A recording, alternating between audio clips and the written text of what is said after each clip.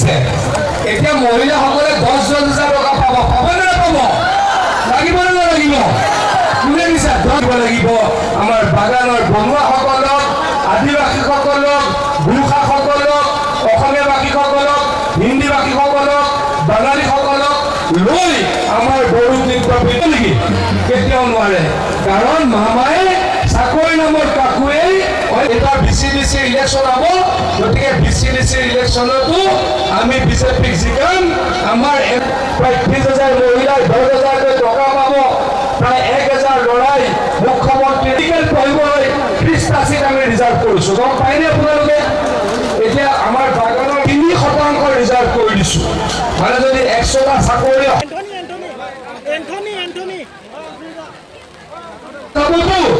আৰু মামাই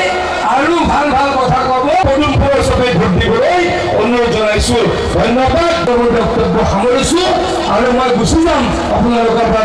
বৰষুণৰ মাজতো বহু মানুহ ওলাই আহিছে আৰু বৰষুণ ৰাতিপুৱাৰ পৰা পৰি আছিলে বেলেগ দলৰ সভাত চাগে 100মান মানুহ নাহিলে হয় আমাৰ আপোনালোকে দেখিলে ভিজি ভিজি মানুহে কৈছে যে ভাষণ দিয়ক ভাষণ শুনিম 2 ঘণ্টা বৰষুণত ভিজি হ'লেও ভাষণ শুনিম বুলি ৰাইজেও কোৱাত মই অত্যন্ত কষ্ট পাইছোঁ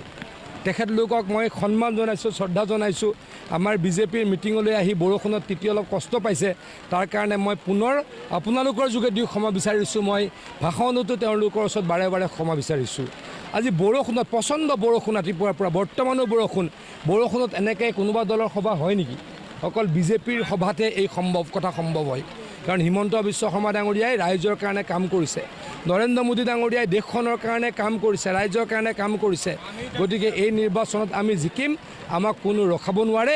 আজিৰ এই কথাই এই ঘটনাই প্ৰমাণ কৰিছে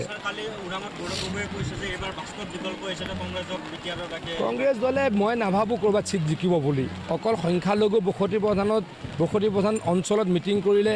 গৌৰৱ গগৈ ডাঙৰীয়াৰ দল কংগ্ৰেছ জিকিব বুলি মই নাভাবোঁ কোনো সংখ্যাগুৰু বা বড়ো প্ৰধান অঞ্চলত বা আমাৰ বাগানৰ অঞ্চলত ক'তো গৌৰৱ গগৈ ডাঙৰীয়া বা কংগ্ৰেছ দলৰ মিটিং দেখা নাই য'ত অকল সংখ্যালঘু মানুহ আছে তাতেই মিটিং কৰিছে সংখ্যালঘু মানুহৰ ভোটেৰে যদি তেখেতলোকে অসমখন জিকিব বিচাৰিছে আমাৰ ক'বলৈ তাতে নাই একো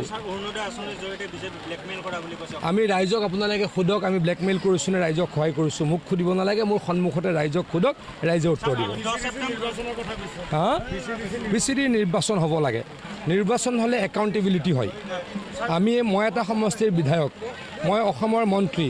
আহাবাৰ ইলেকশ্যনত যদি ভোট নিদিয়ে আমাৰ বেয়া হ'ব গতিকে ৰাইজে যাতে ভোট দিয়ে তাৰ কাৰণে কাম কৰিবলৈ ভালকৈ বাধ্য এতিয়া BCDCৰ ইলেকশ্যন হ'ব লাগে যাতে ইলেক্টেড মানুহে ৰাইজৰ ভালকৈ কাম কৰিব চাই দেখা যাব লাহে লাহে দেখা যাব গম পাব